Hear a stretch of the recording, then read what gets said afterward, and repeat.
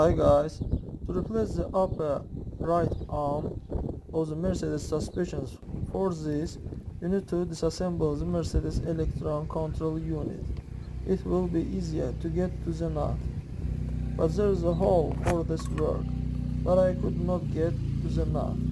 So after disassembling the computer, we get to the nut and remove suspensions arm.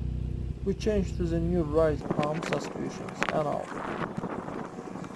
That's all guys, subscribe to our channel and don't forget to put like.